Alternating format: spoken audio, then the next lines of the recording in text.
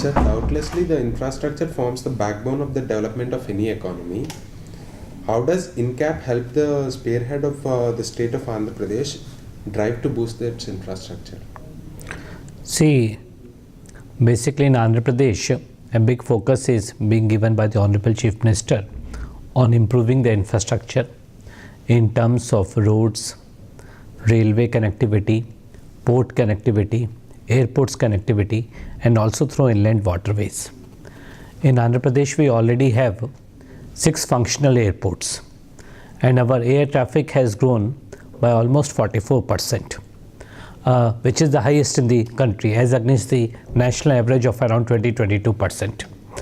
We are also constructing 3 new airports now, one international airport at Bhogapuram and 2 other no-frills airport. The state government has also come out with a civil aviation policy, and we have reduced the VAT on ATF to just 1% to increase the air connectivity, and that is the result why our air traffic has grown by almost 44%. Apart from this, we have a long coastline of 974 kilometers. We have 6 functional ports, in which these are deep draft ports, almost 21 to 22 meters draft is available. We are also developing another 3 new ports.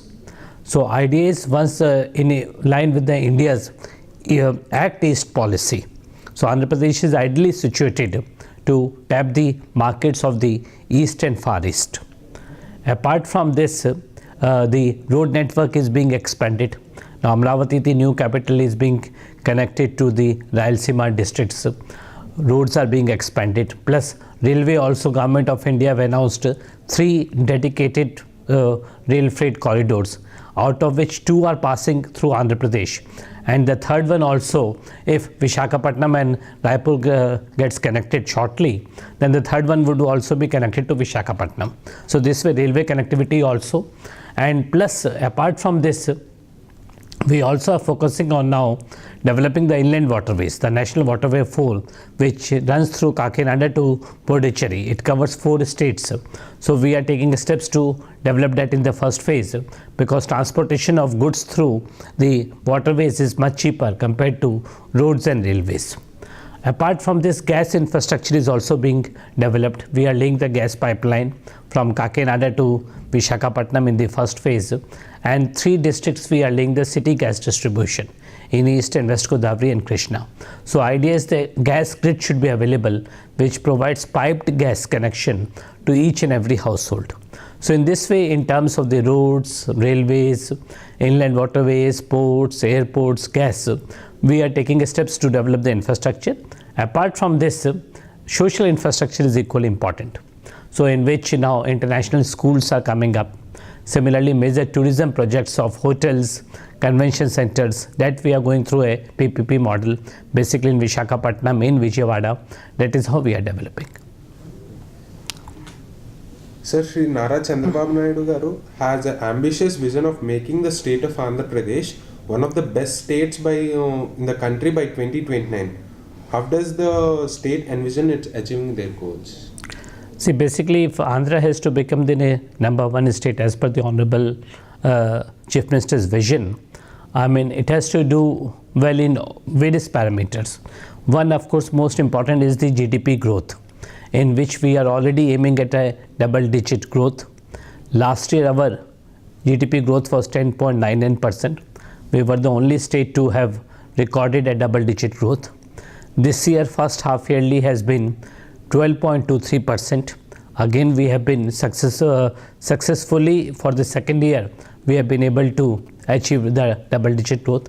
So I think Andhra Pradesh has to grow at double-digit in case we want to be the topmost state in the country by 2029. And that is how it would be possible. In that, of course, infrastructure plays a key role. We were ranked number 1 state in terms of infrastructure by India Today recently. So we need to improve our infrastructure. And of course, in all the 3 sectors, be it the agriculture sector, the primary sector, in which we have a strong advantage in terms of a long coastline, in which we are very strong in marine and aqua products, also in dairy and poultry.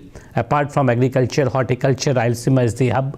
And once these big projects get completed, Polavaram, which is the lifeline of Andhra Pradesh, And then idea of the Honorable Chief Minister is the linkage of river, which we have achieved, linking river Godavari to river Krishna in a record time of less than 1 year, which has been done already. So idea is to have a drought proofing so that every acre gets irrigated, and even if there is a monsoon failure, we have sufficient water to irrigate the lands and we can get horticulture crops at least. So agriculture, horticulture, then of course aqua, and then coming to industrialization. We were ranked number 1 in the country in ease of doing business. So lots of industries are coming up. Government of India have also announced a coastal economic cum employment zone. On the east coast, it is near Krishnapatnam. Already the DPR is being prepared. So exports based manufacturing, because as I said, we are located on the east coast, so we have a huge potential in terms of skilled manpower which is available in Andhra Pradesh, the raw material, the resources, the mineral wealth which is available. So there is a lot of scope for export based industries to come up, and through the ports and the excellent infrastructure we can always go for exports. And then of course the third sector which is most important is the services sector, be in terms of IT or be in terms of tourism projects or be in terms of construction. Now the new capital is coming up, Amravati, which is a greenfield capital, the first of its kind in the entire country. So it will provide huge opportunities for everybody.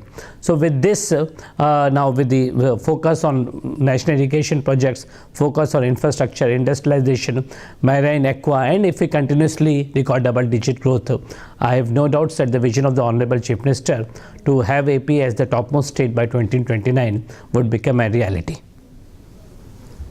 Sir, could you outline us some of the key projects in pipeline across the energy and infrastructure sectors? See, energy, in fact, we are doing really very well under the leadership of Honorable Chief Minister. We are the number 1 state in terms of the lowest transmission and distribution losses, which are as of now in single digit, 9.8%. Similarly, a big focus is being given on the renewable energy. In the power sector now, we have added almost 2000 megawatts of solar energy and about 3000 of wind energy in the last 3 years. So big focus is being given. One of the biggest, the world's biggest solar park of 1 gigawatt, that is 1000 megawatt capacity, is going to get commissioned by April or May of this year, hardly 2 months down the line, in district Kurnool of Andhra Pradesh. Similarly, 4 solar parks are coming up with a total capacity of 4000 megawatt. We also have 4000 megawatt of wind coming up. Now we are looking at wind solar hybrid. So these are some of the projects which are coming up in the energy sector. Plus, of course, we are concentrating on energy conservation in a big way. Solar grid connected pump sets we are taking up, about 100,000 pump sets are being taken up. Coming to infrastructure, the biggest projects which are coming up is, one is 3 airports. One is in Bhogapuram International Airport, which is coming up in lieu of Visakhapatnam, because Visakhapatnam we do not have a full-fledged airport, it is only a naval outlet which is there. So airport is coming up. 2 no-frills airport, one in Kurnool district, other in Nellore district, they are coming up.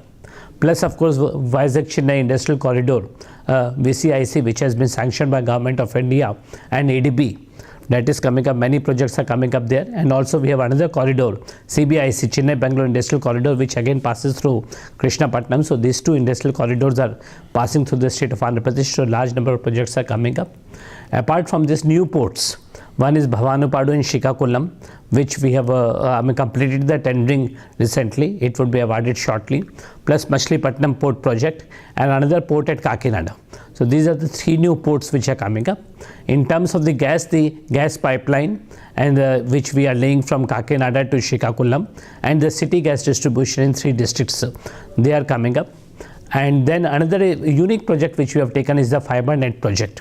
Honorable Chief Minister's vision to provide 15 Mbps connectivity to each and every household, besides telephone and TV connection, at only 149 rupees per month. So this project, already optical fiber has been laid over a length of almost 24,000 kilometers, and this project, about 1 million households we are going to connect within a period of next 3 months. So these are some of the projects which are coming up in energy and infrastructure sectors. Thank you very much for your valuable time. Sure.